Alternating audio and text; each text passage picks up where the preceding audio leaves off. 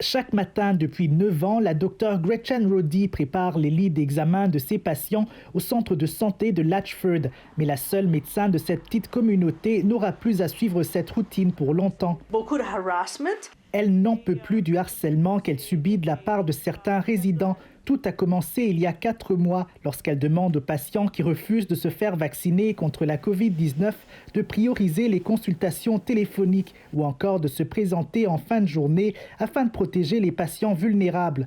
Les semaines suivantes, le téléphone de son bureau ne dérougit pas. Des citoyens lui envoient des messages haineux et lui souhaitent même la mort. Really, really horrible. And it shouldn't hurt. You know, you should be tough, but the level of personal attack, I think, was ridiculous. C'est un conseiller municipal qui a mis le feu aux poudres en s'opposant aux mesures prises par la docteure Roddy sur les réseaux sociaux. I was very upset. Le maire de Latchford se dit très fâché par le comportement de son collègue élu qui s'est excusé depuis, mais le mal est déjà fait. À 69 ans, la docteure Roddy a décidé de devancer sa retraite de 2 ans. Elle quittera ses fonctions à la fin du mois de mars prochain. I'm disappointed. Was a very nice human being, very good doctor, was my family doctor. You know, a friend of mine was dying of cancer, but she'd go over there every day, and she told me it was a hard thing to do, you know. But she'd do that. She went and see my mother-in-law. So how many doctors in Canada make house calls now, you know? Not many.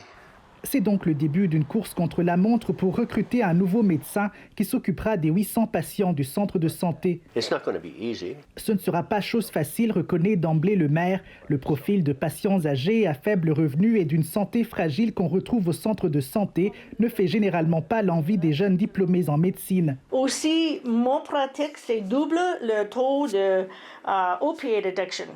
Ça, c'est un autre problème. So, il y a beaucoup de choses qui ne sont pas attractives. We can't take our doctors for granted. Le signe qu'il ne faut jamais prendre les médecins pour acquis, souligne cette chroniqueuse. We have a doctor shortage in the north. When we're trying to attract professionals here, you know, we have to think about what we're saying and how we're behaving. Don't call people names. Don't say things that aren't true, that you don't know about a person. This is something that is entirely unacceptable. L'Association médicale de l'Ontario condamne également les mauvais traitements dont sont victimes de plus en plus de médecins aux 4 coins de la province pour avoir encouragé la vaccination. Ici, bienvenue Senga, Radio-Canada, Sudbury.